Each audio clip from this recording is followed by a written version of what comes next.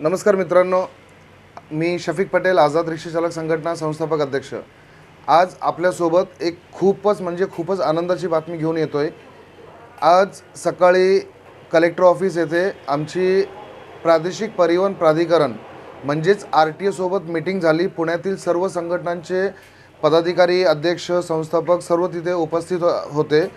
यासोबत RTOचे अर्चना गायकवाड मॅडम तसेच deputy RTO Swapnil Bhosale साहेबसुद्धा होते. तर विषय असा आहे रिक्षा चालकांनो मित्रांनो, की आपल्याला माहिती असेल की मागील काही 1 फेब्रुवारीपासून आपल्याला मीटर पासिंगसाठी 50 रुपये किमान दंड म्हणजेच किमान 500 रुपये 10 दिवसाचा दंड व जास्तीत जास्त 2000 रुपये दंड आकारण्यात येत होता. आणि यामुळे रिक्षा चालकांची खूपच आर्थिक परिस्थिती नाजूक होत होती, नुकसान होत होतं त्यांचं. यामध्ये सर्व संघटनांनी मिळून आपापली बाजू मांडली जिल्हाधिकाऱ्यांच्या समोर. जिल्हाधिकारी जे प्रादेशिक परिवहन प्राधिकरणाचे अध्यक्ष आहेत त्यांच्यासमोर आपली बाजू मांडली.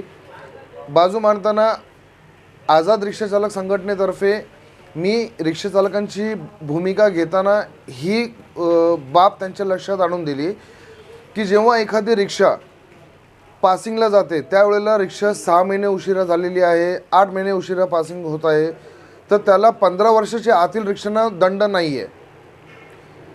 इन्शुरन्स 1 वर्ष जुनं त्याने काढलेलं नाही, 1 वर्षानंतर तो पासिंगच्या वेळेला इन्शुरन्स काढतोय, त्याला काही दंड नाही आहे. मग मीटर पावतीला दंड आकारण्याचा हा आग्रह का? तुम्ही जाणून बुजून आम्हाला खड्ड्यामध्ये टाकत आहात का?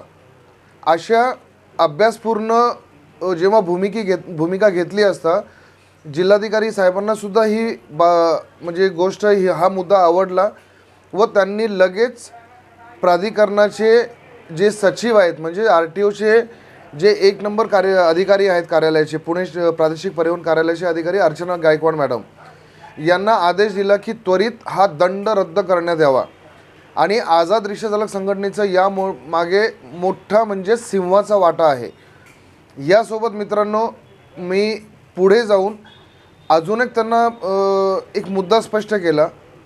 ज्याप्रमाणे जेव्हा 1 रुपया, 2 रुपये, 1.5 रुपये, 50 पैसे मीटर पेट्रोल किंवा डिझेल किंवा इंधनाची CNGची वाढ होते किंवा तो दर कमी होतो, यावेळेला प्रत्येक पेट्रोल पंप हा रात्री 12 वाजता ॲटोमॅटिकली तो एकाच वेळेला त्याचा दर निश्चित केला जातो.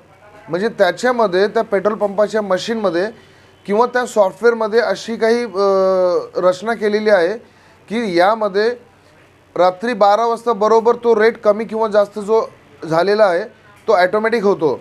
याच धर्तीवर आम्हा रिक्षा चालकांचे जे रिक्षाचे मीटर आहेत त्याच्यामध्ये पण तुम्ही टेक्नॉलॉजीचा वापर करून अशी रचना करून द्यावी किंवा अशी टेक्नॉलॉजी वापरावी की ज्यामध्ये प्रत्येक वर्षी खटवा समितीच्या अहवालानुसार 1 रुपया दरवाढ आम्हाला मिळणं आवश्यक आहे.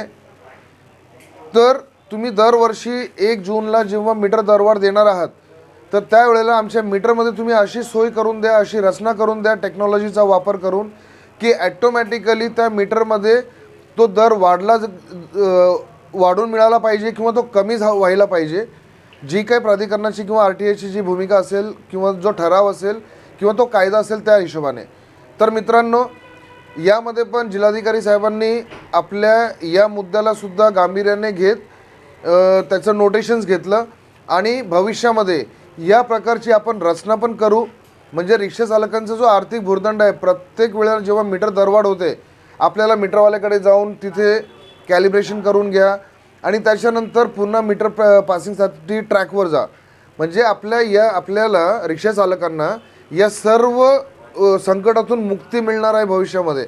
आणि याचाच पाठपुरावा आझाद रिक्षा चालक संघटना कंटिन्युअसली करत राहणार आहे. आणि आपल्या सर्वांना माहिती आहे आझाद रिक्षा चालक संघटनेचं जे ब्रीदवाक्य आहे की रिक्षा चालकांच्या न्याय व हक्कांसाठी लढणारच. आणि याच ब्रीदवाक्यानुसार आम्ही सतत पाठपुरावा करून प्रशासनाशी लढून रिक्षा चालकांचे प्रश्न मार्गी लावण्याचा प्रयत्न करणार याची मी आपल्याला ग्वाही देतो, शब्द देतो, वचन देतो. धन्यवाद. जय हिंद, जय महाराष्ट्र.